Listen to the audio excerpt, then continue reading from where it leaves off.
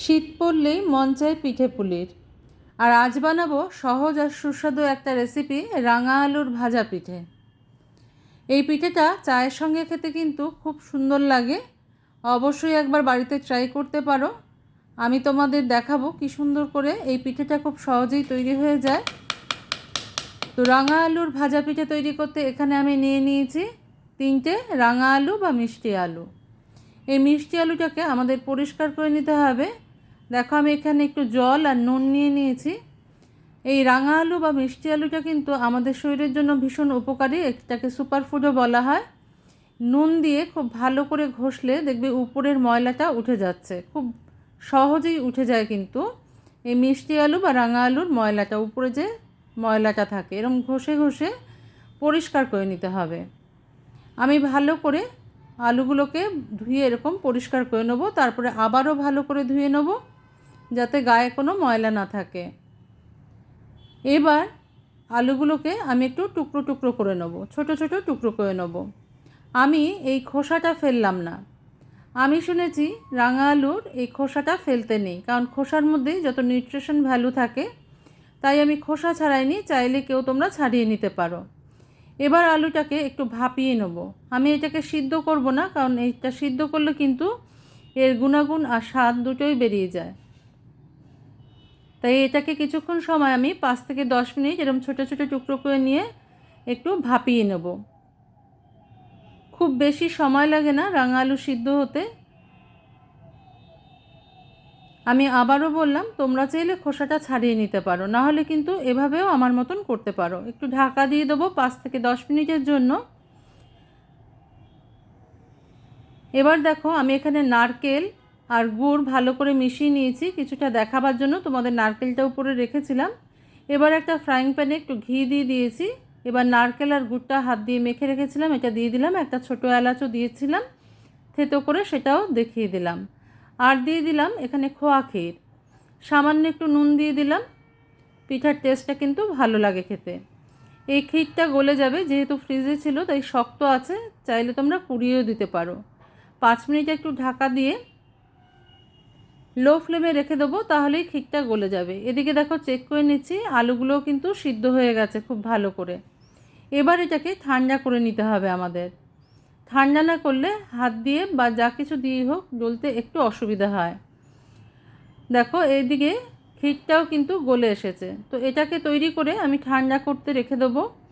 পুরটাও আমরা একটু ঠান্ডা করে নেব, তাহলে পিঠের মধ্যে পুর ভরতে কিন্তু সুবিধা হবে।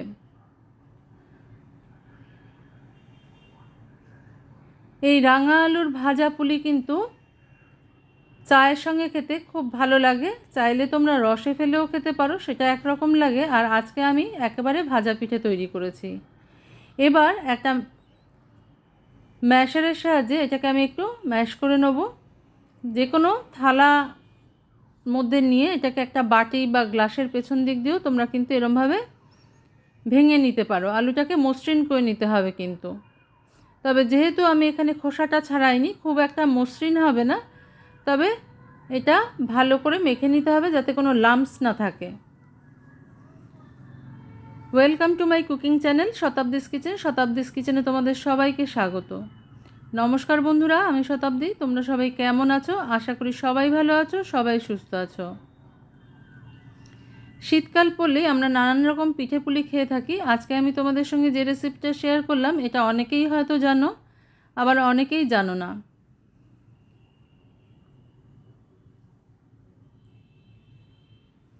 দেখো খুব ভালো করে আমি ওর স্ম্যাশারটা দিয়ে স্ম্যাশ করে নিলাম। এবার আমি দেখিয়ে দিচ্ছি আমি কতটুকু পরিমাণে আলুর ব্যবহার করছি।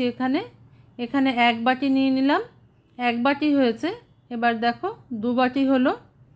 মাপটা আমি তোমাদের দেখিয়ে দিচ্ছি এই কারণে, খুব সহজ পদ্ধতিতে সঠিক পরিমাপ সহ যদি তোমরা করো তাহলে কিন্তু পিঠাটা একেবারে পারফেক্ট হবে।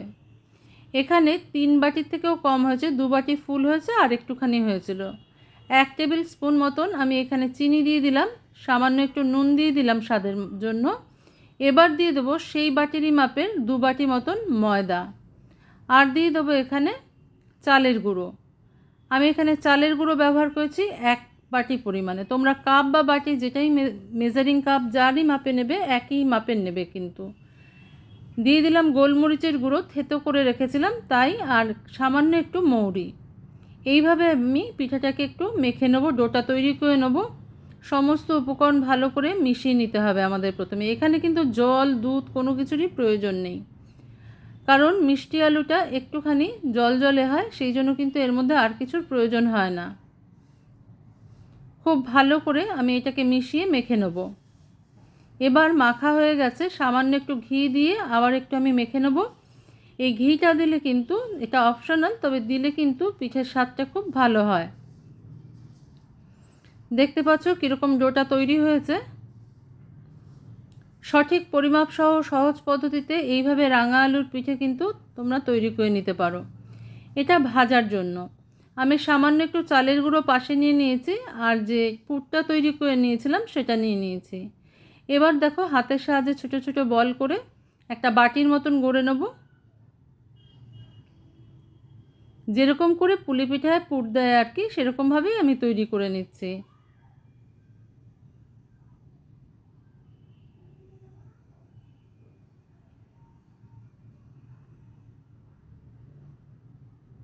মুখটা এরকম করে বটে নিতে হবে ভালো করে, তারপরে একটু হাতের সাহায্যে এরকম রোল করে নিতে হবে।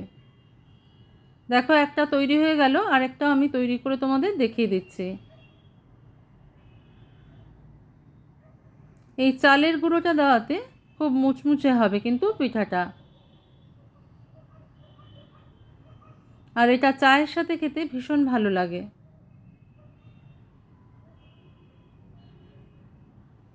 আমি একটু ছোট ছোট তৈরি করলাম, ছোট ছোট তৈরি করলে দেখতেও ভালো লাগে, খেতেও ভালো লাগে।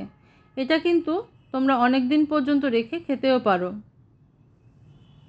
সবগুলো পিঠা আমার তৈরি হয়ে গেছে। এদিকে কড়াইতে নিয়ে নিয়েছি কিছুটা পরিমাণে সাদা তেল বা রিফাইন্ড অয়েল, মিশিয়ে দিলাম 1 চামচ ঘি। এতে করে পিঠার স্বাদটা খুব ভালো আসে। একটু চেক করে নিচ্ছি তেলটা গরম হয়েছে কিনা। খুব বেশি গরম করা যাবে না, একটু হালকা গরম অবস্থায় কিন্তু পিঠেগুলোকে ছেড়ে দিতে হবে।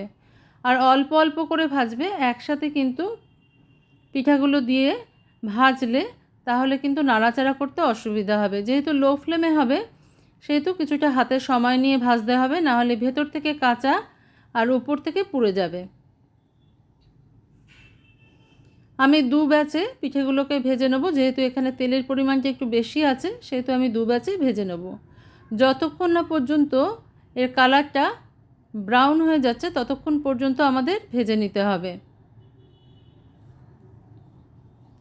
দেখো পিঠেটা ভাজা হয়ে এসছে, পিঠেগুলো ভাজা হয়ে গেছে। যেগুলো ভাজা হয়ে গেছে সেগুলো আমি তুলে নিয়ে একটা প্লেটে রেখে দিচ্ছি। এইভাবে কিন্তু খুব সহজেই মুখরোচক এই পিঠার রেসিপিটা তোমরা তৈরি করে নিতে পারো।